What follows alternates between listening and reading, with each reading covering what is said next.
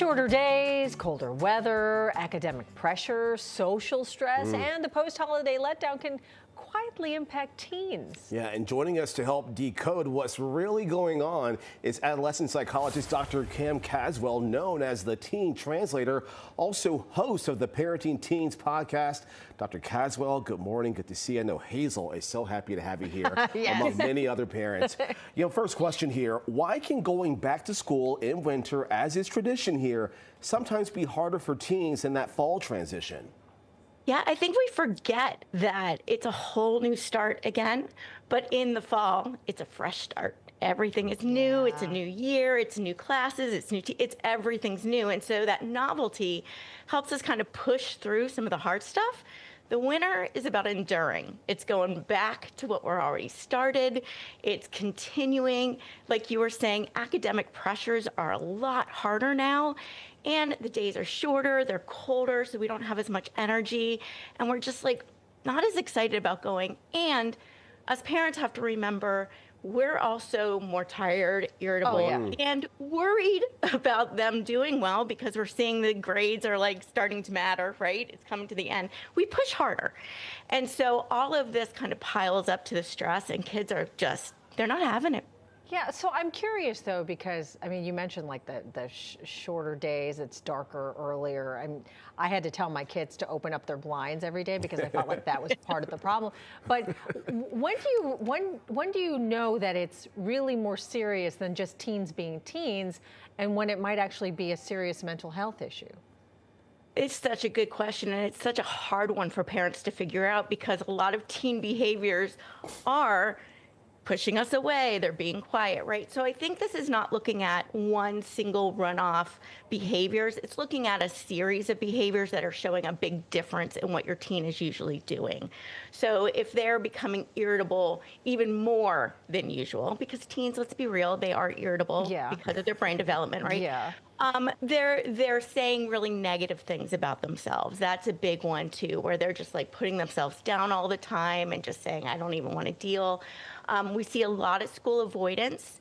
So understanding why are they trying to avoid school? And I think what we want to do is just see, is there a bunch of this? Or is there a bunch of different signs kind of compiling that shows, okay, something's really serious. And I'm going to tell parents, trust your gut. You know your kid.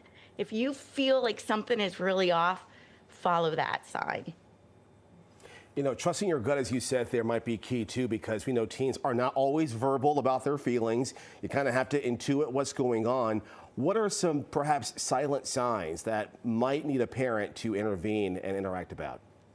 Well, if they're up in their room all the time, but kids often will come home, they'll go up in their room. But if they're not going out ever, because some parents are like, well, they're on their phone all the time, but they're on their phone all the time at home, not during the day, right?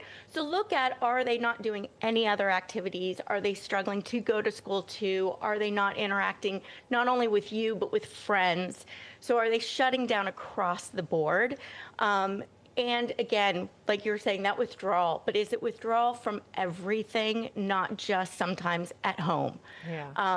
It's at school, it's with friends, it's with everything. Yeah, that's the thing though with teens. It's like, it's so much different than with much younger kids or much older kids, because all the hormones are now going into effect as well. But as a parent though, when all of this is going down, what can we do to help our teens to regulate this stress, their moods, etc.? This, I think, is the most important question, because no matter what's going on with our kids, how we approach it makes an enormous difference. And a lot of times what we do is we see the behavior. They're on the phone a lot. They're withdrawing.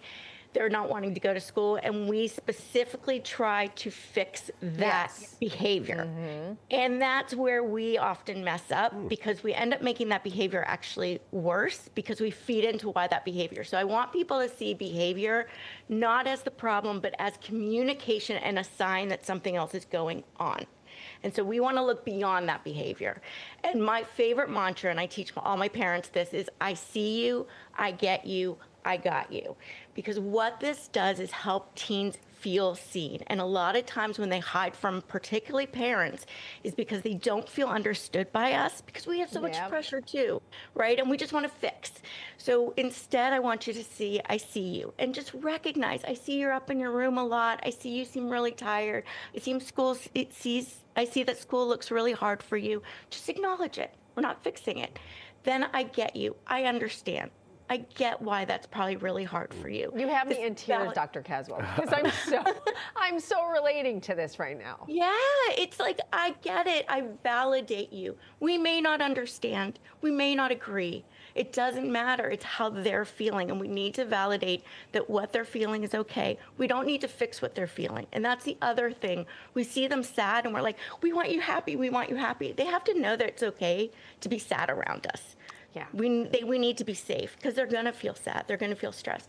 And the final one is, I got you. Yeah. It does not matter what you're struggling with. It doesn't matter if your grades are struggling right now. It doesn't matter.